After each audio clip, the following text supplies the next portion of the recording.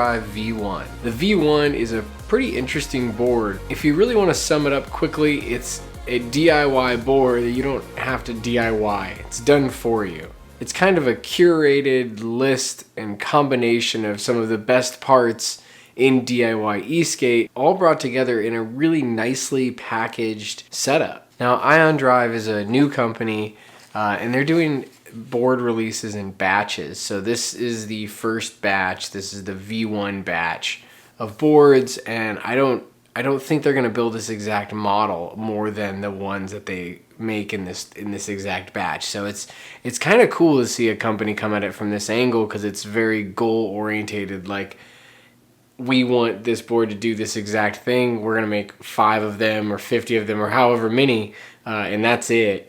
And these are just like kind of unique, special builds that way. I'll put a full list of all the parts that are used in the V1 down in the description. But of course, we're going to go through all the main features of the board and just my impressions on like how it rides. So starting with the deck itself, it utilizes the Hummie deck. If you've been around DIY e-skate for a while, you probably have come across the Hummie deck. The Hummie deck is really nice. I've built a board using this deck before as a platform, and it's cool because it's like a really thick deck, so it's super strong. It has a lot of layers of carbon in it, so it's got plenty of rigidity. It does absorb a lot of vibration though, because it also is wood, so it's like a combination deck. And then there's a routed out section of the deck so that the battery cells can actually like recess into it a little bit, so your enclosure can be smaller than some of their decks where it's like just going right off the surface. So that routed in a bit just makes it feel a little bit more flush.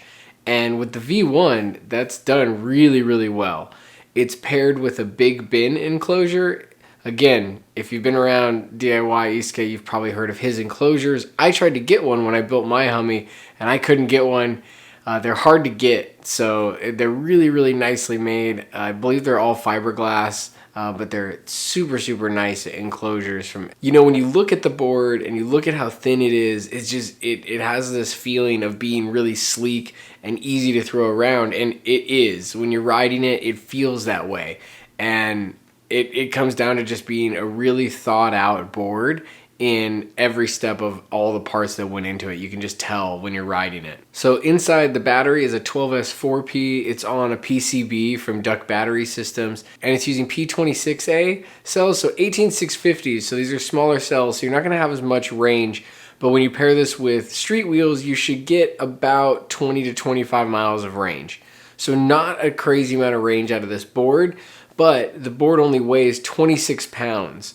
That's super light in the world of PEVs. And when you're riding it, that weight difference just really comes through. It's very evident. So that battery is paired with a SmartBMS. So you can actually check every cell using an app on your phone and see how all the cells in your pack are doing.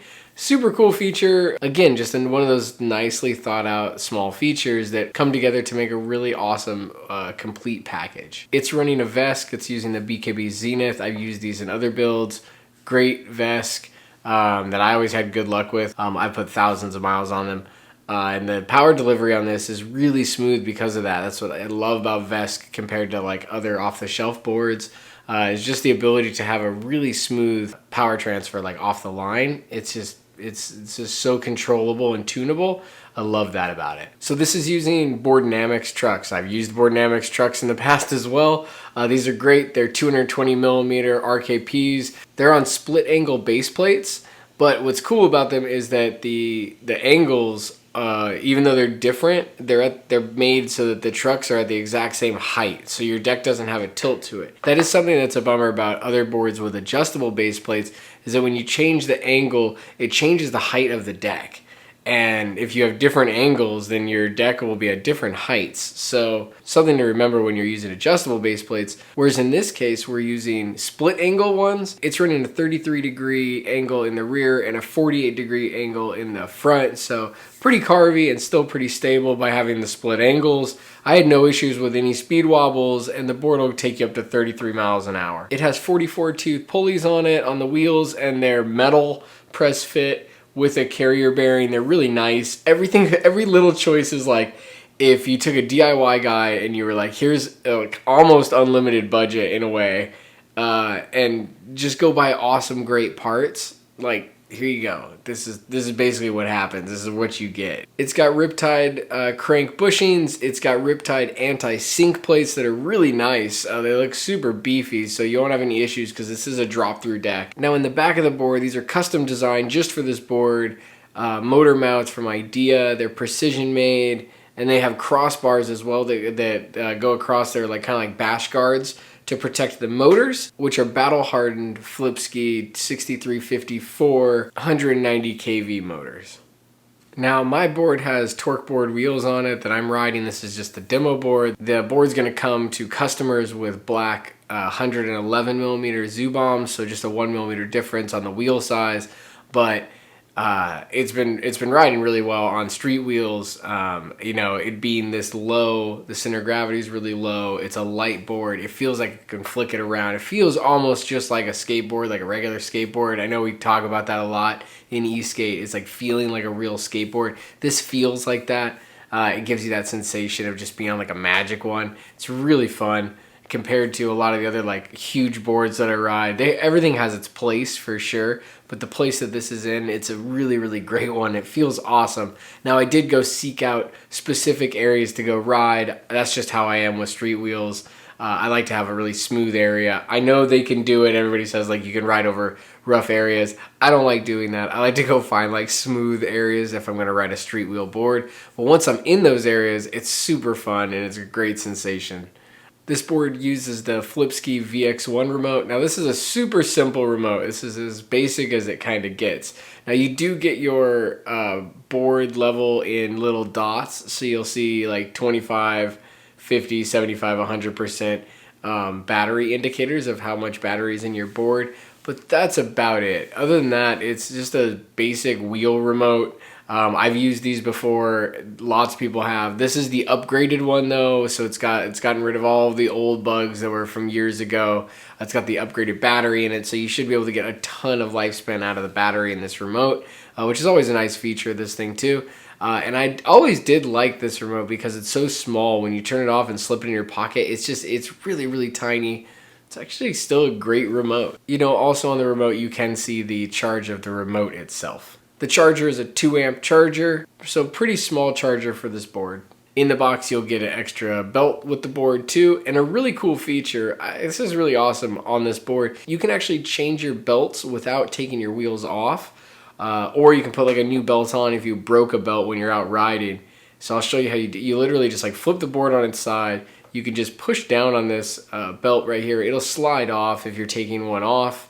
You can slip it off like this, and then if you were, let's say you broke one, you're just putting another one on, a replacement, you just slip it over the wheel and then kind of just line it up and just give it a little turn and you're back on and ready to go. So that's a rad feature. You can actually, you know, you can carry one extra belt, no tool, and even if you break a belt, you're all good. You don't have to take a wheel off. Pretty awesome. Something I don't think I've seen before. Not much at least. So yeah, kind of final thoughts on this board. It is a super fun board to ride. That's the thing it comes down to. It doesn't have the most range. It's not the fastest, but on street wheels, I think going like 30 and less for me is always plenty. I don't like to go crazy fast. I like to do that on pneumatics. I think if I'm keeping it real on this board, if you were to put pneumatics on it, I feel like they would eat up the range. The range would be a little too low. On pneumatics. It also might be a little too weak with the torque. I mean, it'd probably be okay if you kept it geared right around like that 30 something, like low 30 mile an hour. It probably would be all right. But if you tried to bump up those speeds, I don't think it would have the torque on pneumatics. But on street wheels, I think this thing's super epic and really fun. And that's really how this board was meant to be ridden, was on street wheels, I think. So coming from that like angle on it, really fun one.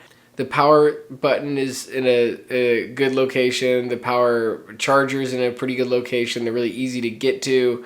So those are nice. It's a sleek setup throughout and feels very professional and like well done, well thought out. This really feels like you're like if you were a DIY e-skate builder, and you know, if you were trying to build a board that really met the challenge of being a super fun street wheel board for, you know, 30 miles an hour ish, and under and just carving around and feeling really stable but having a great carve to it, like this is what you come up with. This is where you end up. It's just already done for you and done really well. You know, I'm sad I have to send this board back. This board was really fun to ride, and it's a great one to add to like your collection if you're looking for something just maybe a little different than where we all end up, which is on these like huge boards for these big group rides. It's nice sometimes to have something lightweight like this that's just you take on a certain ride, put on some music, just carve really hard on some street wheels, on some smooth pavement. It's a good time. If you guys have any questions or comments, feel free to drop them down below. I'd be happy to answer them, and I will see you on the next ride.